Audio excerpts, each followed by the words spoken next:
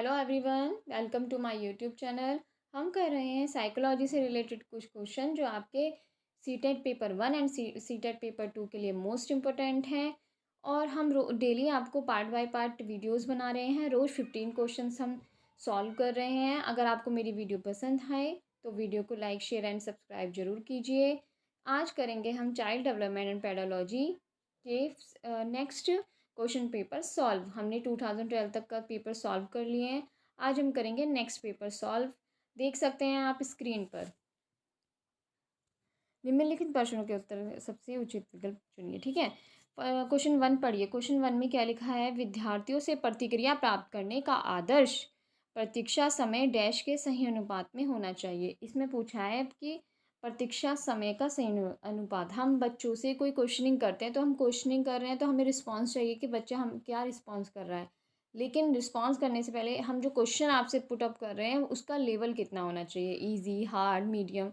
तो ये प्रश्न के ऊपर फ़र्क पड़ता है ना। प्रश्न पर हमें प्रश्न हमने बच्चों से प्रश्न कैसा पूछा है, किस तरह का पूछा है।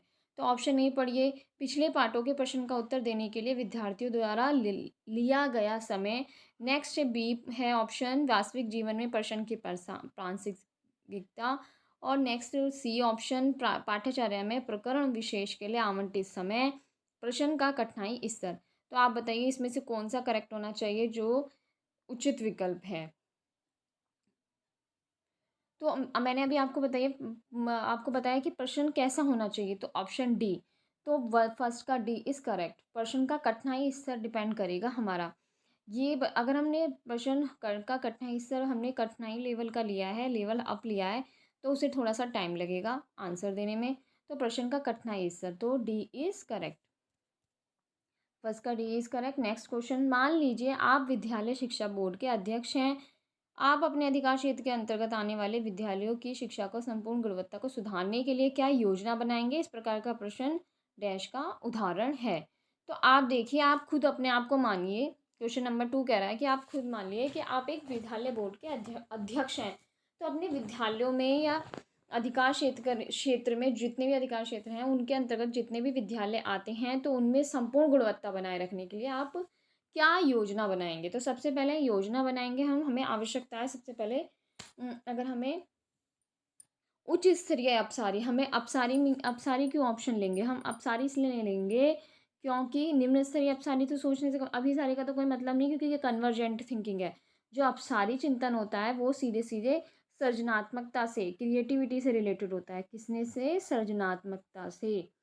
ठीक है, सृजनात्मकता से रिलेटेड होता है। तो हम उच्च स्तरीय अपसारी चिंतन की आवश्यकता है हमें। अगर हम विद्यालय शिक्षा बोर्ड के अध्यक्ष हैं तो अधिकार क्षेत्र अपने विद्यालय के जो क्रियाकलाप हैं, कार्य हैं, वर्किंग प्रोसेस है, उनके लिए हमें रचनात्मकता चाहिए ही चाहिए। हमें स्कूल का जो संचालन है वो रचनात्मक हो।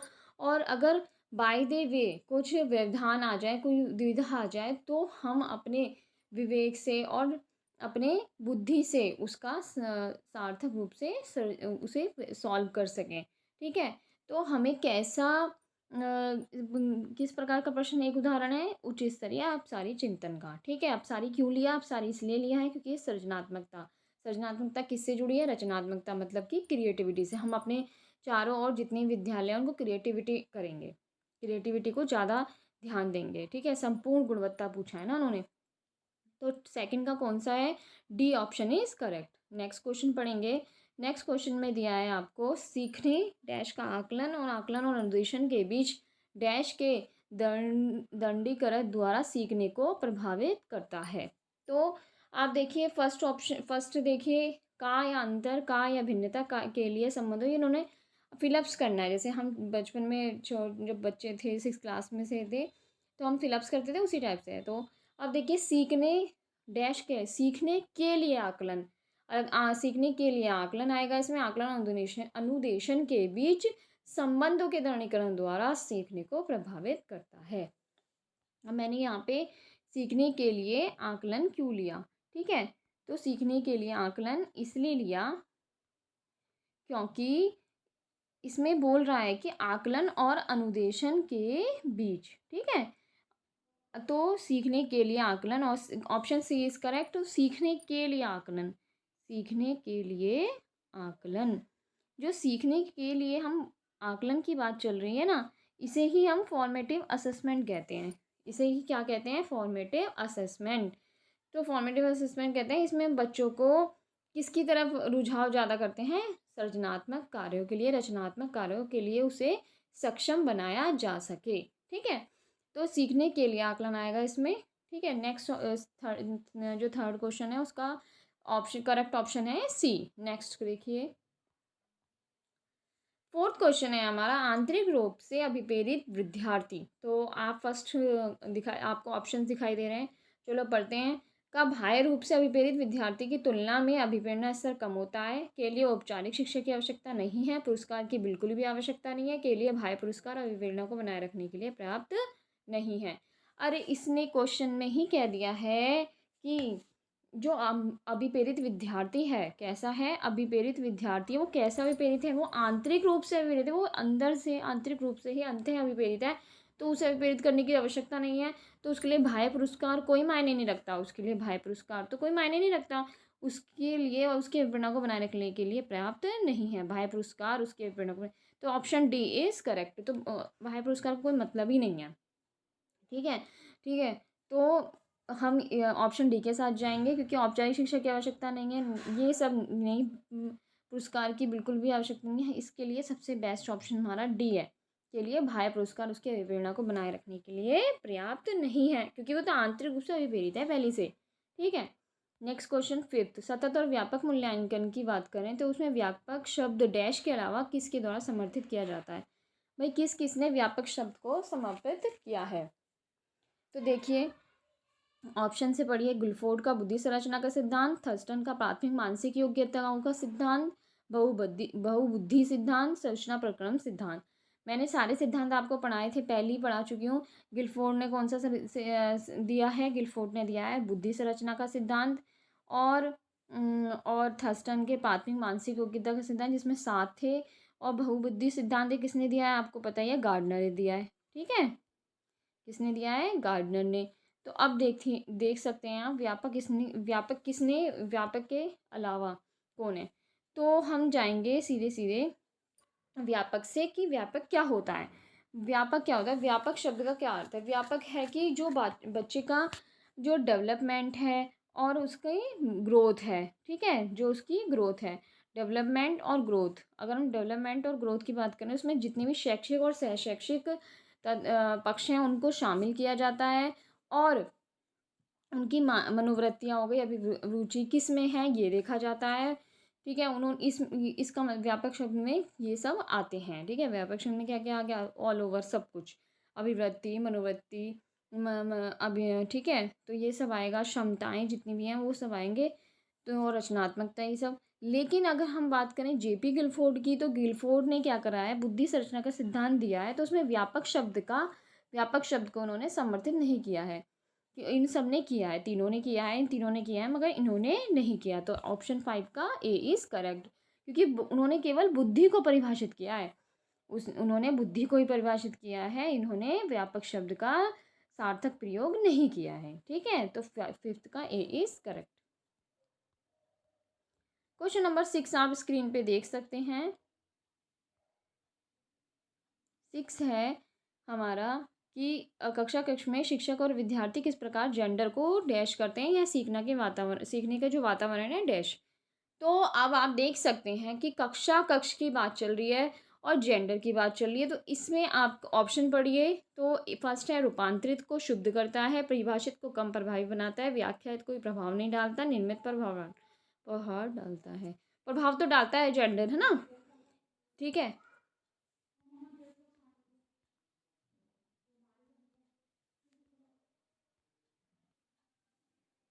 हाँ जी। तो कक्ष में शिक्षक और विद्यार्थी के बारे में पूछा है, तो हम क्या करेंगे? हम ऑप्शन ए के साथ जाएं, बी के साथ जाएंगे, सी के या डी के साथ। तो इसमें कन्फ्यूज़न हो रहा है, या तो ऑप्शन ए या तो बी है या डी है। तो बी या डी में से एक है। परिभाषित को कम प्रभावी बना सकता है, क्योंकि कक्ष में शिक्षक और विद्यार्थी किस प्रकार जेंडर को परिभाषित करते हैं या सीखने के वातावरण को कम प्रभावी बनाते हैं। या तो ये हो सकता है या ये हो सकता है। ऑप्शन डी ज़्यादा मुझे सही लग रहा है। तो कक्ष में शिक्षक और विद्यार्थी किस प्रकार जेंडर को निर्मित करते हैं या सीखने के वातावरण का प्रभाव प्रभाव डालता है। तो हम इस क्वेश्चन को सॉल्व बाद में करेंगे। तो ऑप्शन बी या डी में से है इसमें, ठीक है, बी है या डी है। तो नेक्स्ट क्वेश्चन हम देखते हैं अब सेवेंथ क्वेश्चन। सेवेंथ क्वेश्चन है उपलब्धि अभिप्रेरणा, उपलब्ध अचीवमेंट्स की बात की गई है कि जो अचीवमेंट्स हैं, मोटिवेशंस हैं, ठीक है। सब फर्स्ट ऑप्शन है सफलता और असफलता को समान रूप से स्वीकार करने की तत्परता, बिना विचारे जल्दबाजी में कार्य करने की प्रवृत्ति, चुनौतीपूर्ण कार्य करने पर डटे रहने की प्रवृत्ति या असफलता से बचे रहने की प्रवृत्ति। तो इसमें उपलब्धि अभिप्रेरणा क्या है, हम अगर हमें कोई वर्क दे दिया जाए तो हम उसमें उसे करके ही रहेंगे। हमारे अंदर ये अचीवमेंट्स है कि अगर हमें ये करना है तो हम ये करके ही रहेंगे। तो ऑप्शन ऑप्शन कौन से ऑप्शन में आपको लगा रहा है। तो हमें कोई चुनौतीपूर्ण कार्य दे दे तो हम उसमें डटे रहेंगे, ठीक है। ऑप्शन सी के साथ जाएंगे, सेवन का C is correct. Next question देखिए एट्थ क्वेश्चन में क्या कह रहा है, पहले क्वेश्चन पढ़ेंगे। विज्ञान के प्रयोगों में समानतः लड़के उपकरणों का नियंत्रण अपने हाथों में लेते हैं, लड़के उपकरणों का नियंत्रण अपने हाथों में लेते हैं और लड़कियों से आंकड़े का रिकॉर्ड करने और बर्तन को धोने के लिए कहते हैं। कि वो लड़कियों से कह रहे हैं कि आंकड़े रिकॉर्ड करो। लड़कियों से क्या कह रहे हैं, लड़कियों से वो कह रहे हैं कि आंकड़े रिकॉर्ड करो और बर्तनों को धोने के लिए कह रहे हैं, ठीक है। तो क्वेश्चन नंबर 8 में देखिए आप, ठीक है, लड़के क्या कर रहे हैं, उपकरणों को नियंत्रण अपने हाथ में ले रहे हैं और लड़कियों से कह रहे हैं कि आंकड़ों को रिकॉर्ड करो और बर्तन को धोने के लिए कह रहे हैं। तो ये आपको सीधे सीधे क्या लग रहा है, विभेद किया जा रहा है लड़के और लड़कियों में। तो जो ऑप्शन में आपको लग रहा है कि एक भूमिका निभाई जा रही है विभेद की, वो आप ऑप्शन में देख सकते हैं, ठीक है। फर्स्ट ऑप्शन पढ़िए। फर्स्ट ऑप्शन है हमारा, पुरुष और स्त्री की रूढ़िबद्ध भूमिकाएं विद्यालय में भी होती हैं। लड़के उपकरणों को ज़्यादा कुशलतापूर्वक से संभाल सकते हैं क्योंकि वे इस प्रकार के कार्यों को करने में प्राकृतिक रूप से सक्षम होते हैं। नहीं, बी भी नहीं है। लड़कियां नाजुक और नहीं, ये भी नाजुक होने के कारण से काम करना पसंद करती नहीं, ऐसा कुछ नहीं है। लड़कियां बेहतरीन अवलोकन करना नहीं। ऑप्शन ए में आपको देख रहा है कि ऑप्शन ए जो है सीधे सीधे रूढ़िबद्ध भूमिकाओं की ओर एक दिशा दे रहा है ना। तो पुरुष और स्त्री की रूढ़िबद्ध भूमिकाएं विद्यालय में भी हो रही हैं, विद्यालय में भी ये डिफरेंस किया जा रहा है। तो ऑप्शन ए के साथ जाएंगे हम, ठीक है। तो हमारा जो एट्थ का है ए, तो ए इज करेक्ट। नेक्स्ट है डी। नेक्स्ट है 9 क्वेश्चन, सीबीएसई द्वारा प्रस्तावित समूह परियोजना विधि में शिक्षक साधन है। हमने क्या जो क्वेश्चन है हमारा उसमें क्या आ रहा है, उसमें समूह परियोजना आ रही है, ग्रुप जो ग्रुप में होने वाला प्रोजेक्ट है उसकी गतिविधियों के बारे में बात चल रही है। तो इसमें option A, option B, option C आप देख सकते हैं स्क्रीन पे। रोजमर्रा के शिक्षण से और होने वाले तनाव को दूर करने या अनेकता में एकता की संकल्पना का प्रचार प्रसार करने, सामाजिक भागीदारिता को सुगम बनाने के लिए या शिक्षकों के भार को हल्का करने के लिए एक सीबीएसई द्वारा प्रस्तावित है। उसमें ग्रुप प्रोजेक्ट मेथड दिया गया है, उसको एक साधन कौन सा है, ये किस प्रकार का है, ये तो करना क्या चाह रहा है सीबीएसई। तो सीबीएसई ये करना चाह रहा है कि उन एक समूह बोल दिया ना उसने, क्या बोला है, समूह। समूह से सीधे सीधे सामाजिक की बात आ गई, सामाजिक उन्हें सामाजिक भागीदारिता को सरल बनाने के लिए, सुगम बनाने के लिए कर रहा है। तो ऑप्शन सी इज करेक्ट, 9 का C is correct. Next option question में जाएंगे 10th। रेवेन का प्रोग्रेसिव मैट्रिक्स परीक्षण किसका उदाहरण है, सीधे सीधे आप जाइए। व्यक्तित्व का है, बुद्धि लब्धांक का है या मौखिक बुद्धि लब्धांक का है या समूह बुद्धि लब्धांक का है या संस्कृति समूह मुक्त बुद्धि लब्धांक का है। तो ये बुद्धि लब्धांक का तो है ही, ये बुद्धि लब्धांक का है ही। तो ये कौन सा है, ये संस्कृति मुक्त बुद्धि लब्धांक का है, ना कि समूह का, ना कि मौखिक का। तो ऑप्शन डी इज करेक्ट। तो 10th का क्या है, option D is correct. 11th question आप स्क्रीन पर देख सकते हैं।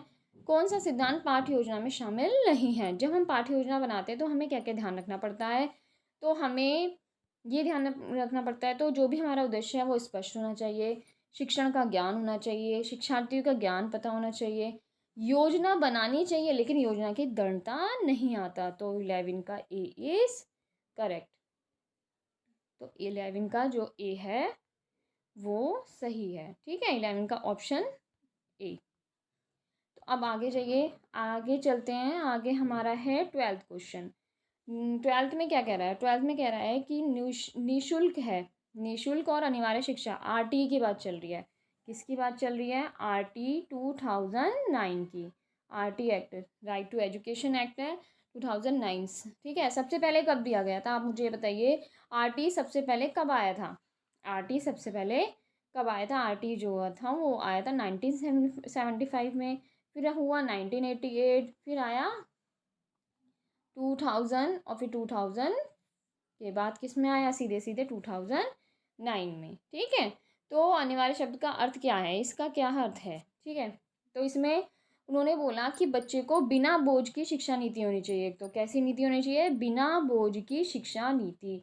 इसमें बच्चों को कैसा होना चाहिए, रचनात्मक आकलन, रचनात्मक कार्य दिए जाएं, एक्टिविटी का ध्यान रखा जाए, बच्चे के अंदर राष्ट्रीय भावना का विकास किया जाए, एकता की भावना का विकास किया जाए। ठीक है, बच्चे के ऊपर एक बर्डन ना डालें इस शिक्षा का। ठीक है, तो क्वेश्चन का जो 12th क्वेश्चन है, उस निःशुल्क और अनिवार्य शिक्षा का अधिकार नियम जो 2009 है, उसमें ऑप्शन ए पढ़ सकते हैं आप, केंद्र सरकार दाखिल उपस्थित और प्रारंभिक शिक्षा की पूर्णता को सुनिश्चित करेगी, या सरकार उपस्थित और प्राथमिक शिक्षा की पूर्णता को सुनिश्चित करेगी।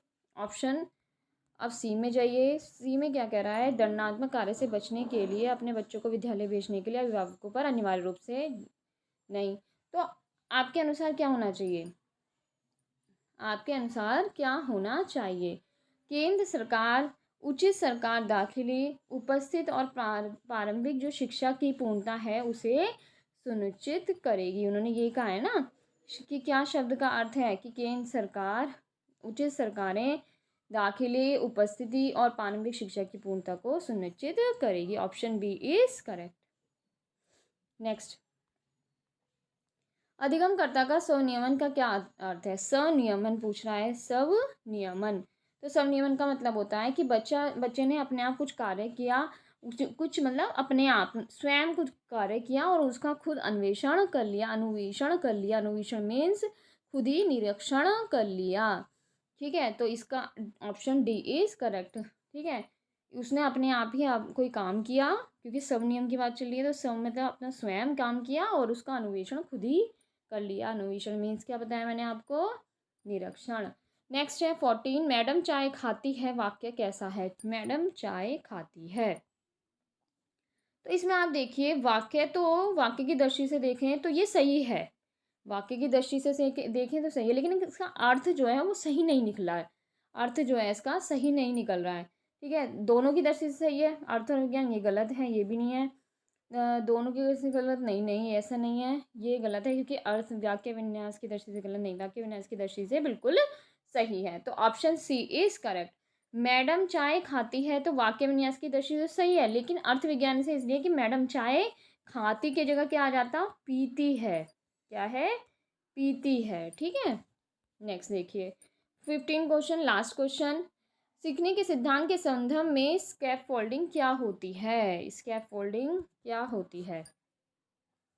तो स्कैप फोल्डिंग क्या होती है भाई, स्कैप फोल्डिंग क्या होती है, जब बच्चा को किसी की क्या चाहिए होती है, हेल्प चाहिए होती है, क्या चाहिए होती है, हेल्प। बच्चे को एक भारी रूप से क्या चाहिए, हेल्प चाहिए, तो वो हमें कहाँ से मिलेगी, एक दूसरे दूसरे व्यक्ति के द्वारा। ठीक है, तो कोई हमें बस, जैसे हम कोई काम कर रहे हैं तो हमें थोड़ा सा क्या लगा दे, कहते हैं ना थोड़ा सा सहारा लगा दो, हम जब कोई कार्य कर रहे होते हैं तो हम कहते हैं ना उससे थोड़ा सहारा लगा दो, बस हमारी हेल्प हो जाएगी। तो वही क्या होती है, ये किसने दिया था, पहले तो सबसे पहले मेरा ये क्वेश्चन है कि ये किसने आप दिया था, स्कैप फोल्डिंग दिया था वाइगोस्की ने। ठीक है, ये क्या है, व्यवहार जनक के, इन्होंने वाइगोस्की, इन्होंने अधिगम का सिद्धांत दिए, अधिगम के बारे में बहुत बताया है। ठीक है, इसे आगे पढ़ेंगे, वाइगोस्की की जो सोशल कल्चरल डेवलपमेंट है, वाइगोस्की ने सामाजिक सांस्कृतिक विकास के बारे में बताया है। तो उन्होंने बोला है कि एक दायरा होता है जहाँ बच्चा जो है पहुँच सकता है, हमें बस उसकी हेल्प करनी है उस काम तक, जहाँ उसे हेल्प मिल गई, उसे बच्चे को आ गया, वो इंडिपेंडेंट हो गया, उसे काम करने में किसी की मदद नहीं चाहिए, वहाँ तक हमें उसे पहुँचाना होता है कि खुद करना सीख ले। जैसे ही वो खुद करना सीख लेगा तो बच्चे की मदद हट जाएगी। ठीक है, तो इसका आंसर कौन सा है, इसका है पूर्व अधिगम के नहीं, सीखने में वयस्क द्वारा अस्थायी सहयोग। तो 15 का ए इज करेक्ट, जहाँ उसे वयस्क से हेल्प मिल रही है। ठीक है, तो 15 का एज करेक्ट। तो आज बस इतना ही, कल हम करेंगे नेक्स्ट 16 से question start. Thank you so much. जय हिंद, जय भारत।